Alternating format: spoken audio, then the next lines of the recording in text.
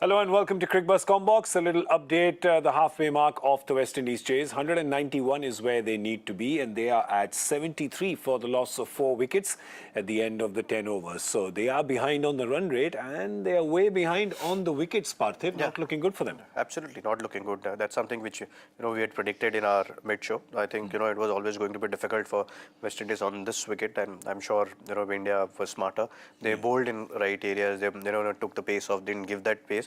They started well, West Indies, but I think at this point of time, I'm sure West Indies is quite behind in the game. Yeah, they are kind of panicky. The Indian bowlers, of course, have done well. The highlight is the 6th over, which is the last over of the power play, bowled by Bhuvneshwar Kumar, gets a wicket, doesn't give a run. How often do you see a wicket maiden happening? Especially the 6th over. Yeah. That I spoke about that, taking the pace off, and if you look at that over, there were about 5 or 6. All of them were leg cutters. That's something which Bhuvneshwar Kumar brings in with the experience. And we spoke about the start. They had a very good start. They were like 22 for 1 at 1.3. But I think they came back really well, and they understood the wicket. I think especially Arshdeep, someone who's just making stride into the world cricket now after doing really well in IPL. So and it was great to see him coming back after being hit, bowled at bouncer and stuff.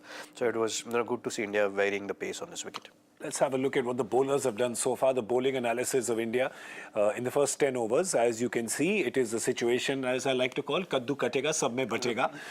Everybody, the pumpkin has been divided equally amongst 4 bowlers. Bhuvi, Arshdeep, Jadeja and Ashwin have all got 1 wicket each.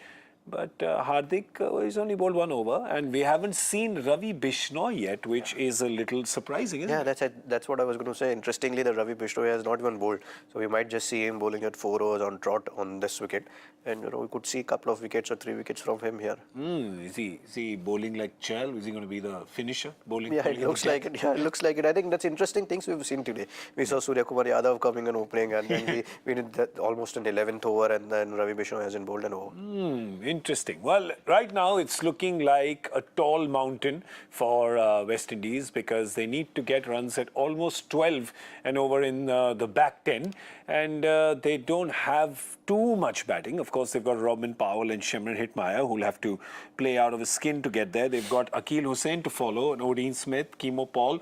They can hit the ball a little bit, but when 20-30 runs, then you can kind of back them, but over 100 is a little too much. So right now it's actually dependent on these two and Hetmyer more than anyone else. Mainly Hetmyer, because we've seen him, finishing off the game for Delhi when he was playing for Delhi. So I think, Hetmyer is going to be key.